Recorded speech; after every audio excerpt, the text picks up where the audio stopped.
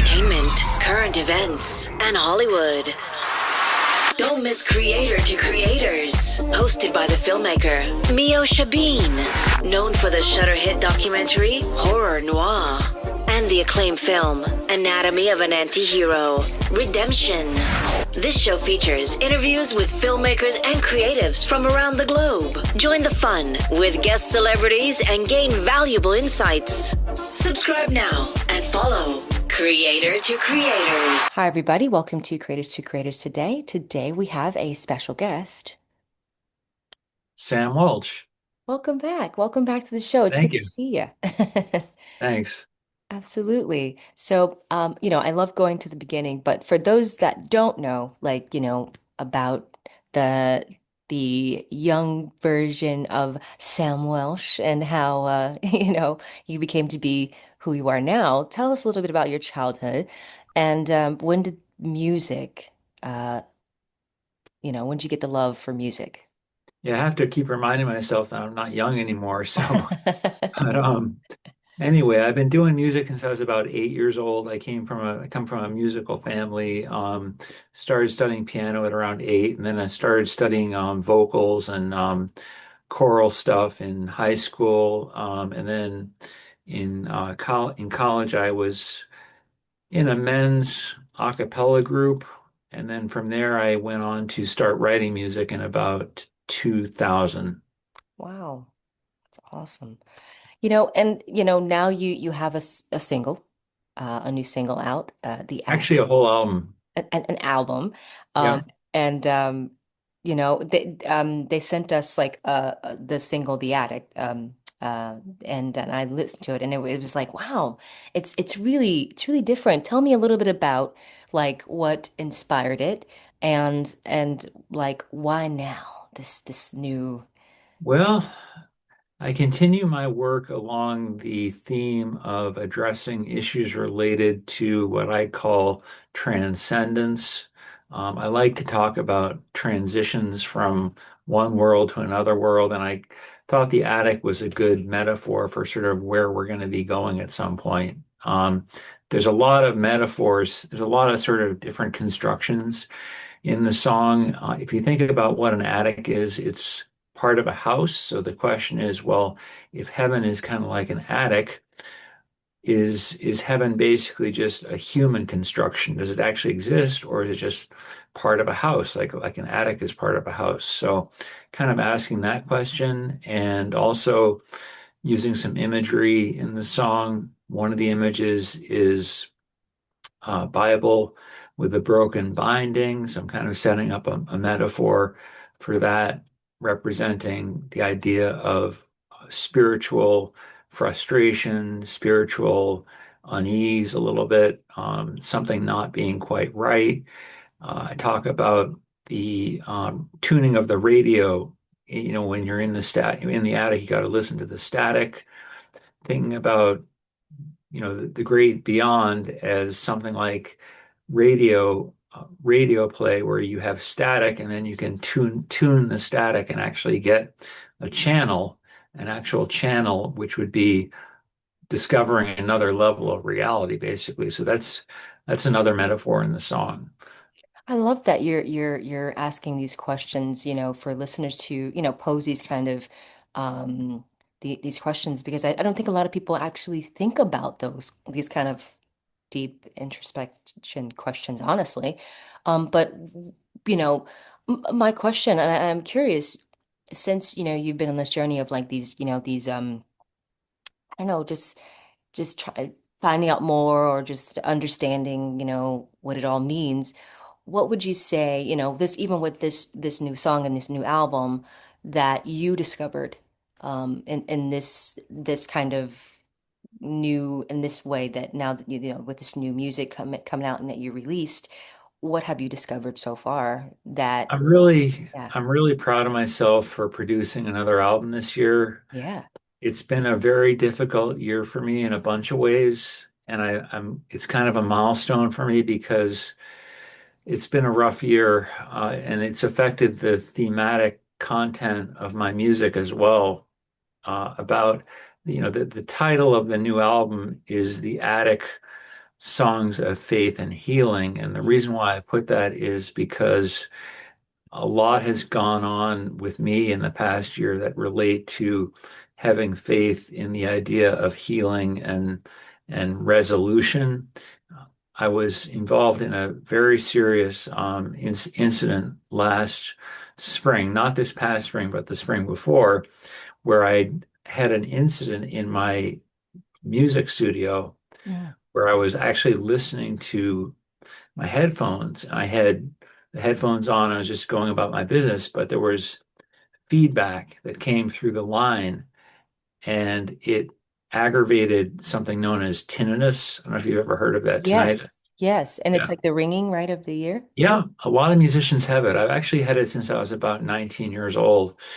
I've dealt with that my entire adult life, but for some reason, last spring, when this thing happened with the feedback, it triggered the tinnitus reflex in my brain, and it triggered it so severely that I really got severe tinnitus, and I've Oh, had that no.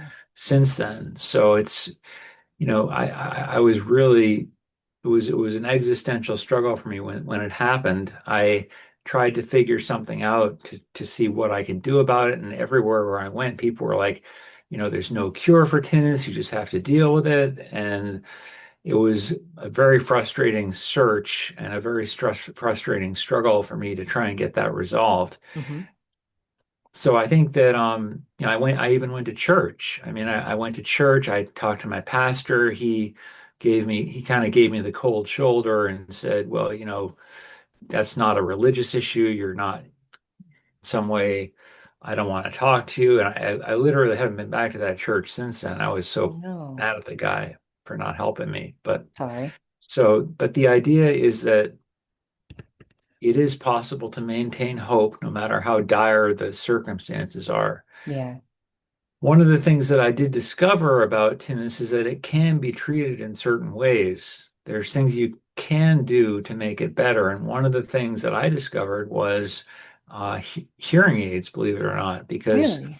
the technology now is really good. They have things on here in hearing aids that are called they're called tinnitus maskers, and they produce what's known as pink noise, which goes around the sound of the tinnitus and allows your brain to listen to something else other than just the noise that's coming out of you know, your brain. It's all that ringing, So it's been, I think it's really restored the quality of my life in a lot of ways. Wow.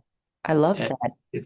the downside is that when I perform and when I work in my studio, I don't wear my hearing aids because I don't like to. I don't like to be around the potential for more noise and exposure and have the hearing aids on, so I take them off. And that means that the tinnitus comes back. Mm. And so it really, I'm very, very aware of it when I'm not wearing the hearing aids. So when I'm in my studio, it's like that when I'm performing, and it's kind of ironic that, the thing that I love the most doing is the thing that's the hardest for me to do now. Mm. But I'm proud of myself for plowing ahead and actually getting stuff done and doing what I have to do and having it be, content wise, a fairly normal year. I mean, the song has 8 tracks on it, and I'm still putting out music right now. And so it's been a productive year. I love Uh, that. And to thank you for sharing that because I know some people that deal with that too and uh different I hear there's some people that have developed it, when they're in their 30s or in their 20s. They're right, like, whoa, right, it's or sometimes some people get it later.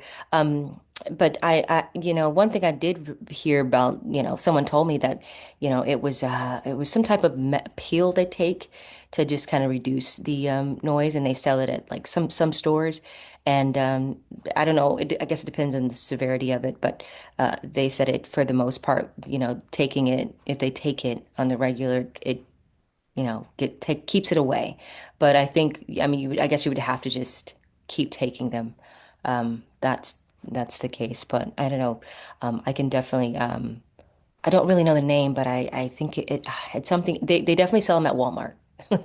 Um, but my friend said it helped her, so for sure. Okay, Yeah. try anything. Sure, Yeah. yeah, that sounds great. Yeah. Yeah, it's a pill and it's literally for that. Like for the Okay, I think it's something a ringing of the ear. It'll say it on the box. But yeah, sure. she swears by it.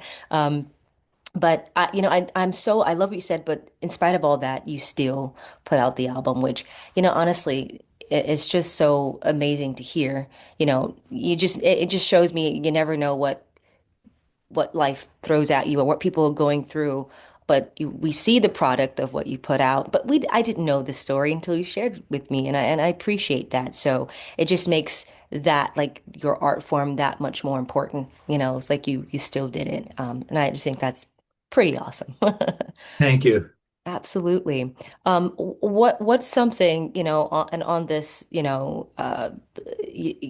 this music, and obviously with the process of making it, I'm sure there was like you said, there's a lot of downfalls and things like that. Tell me a little bit about the process of making this particular one, and did you use like any new types of things like AI use of things to make this project?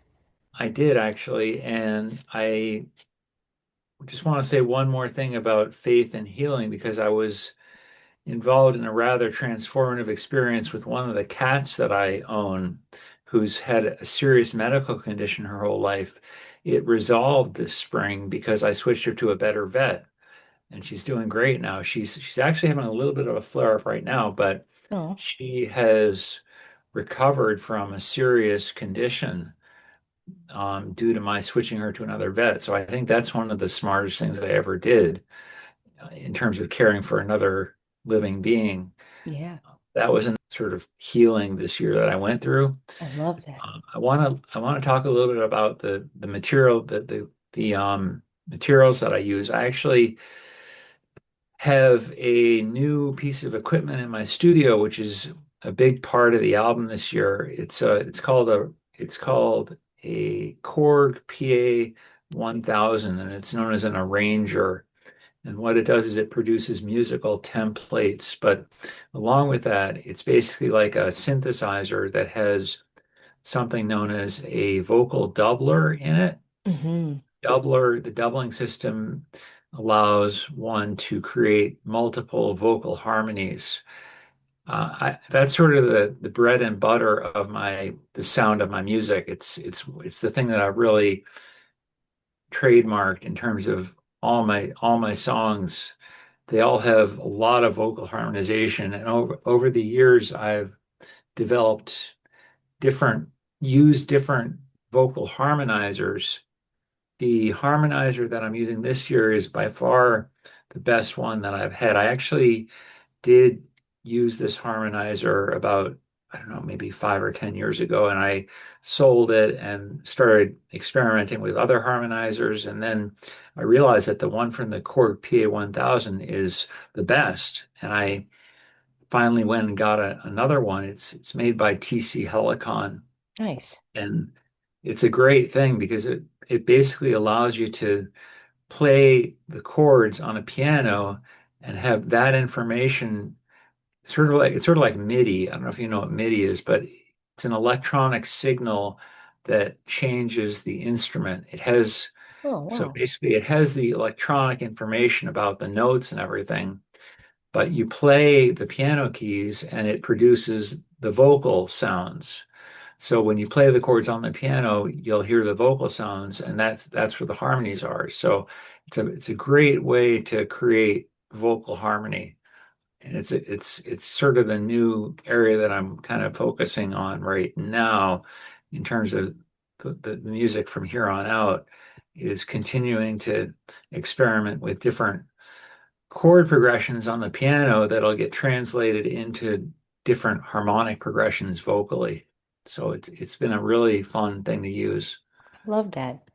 Do you feel like music can be healing? Like because of the frequencies and things that you put? Like if you listen to the music over and over again, it's almost like trance like. I do. I think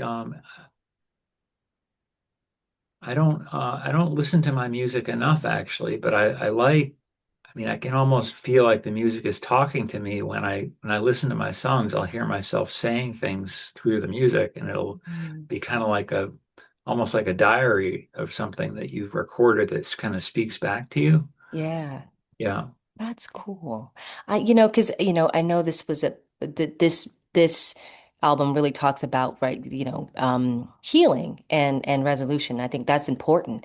I think we all need it, and especially at a time that we live in now, with there's so much going on around the world when you look on, you know, TV. But what's one thing you want people to take away from this album?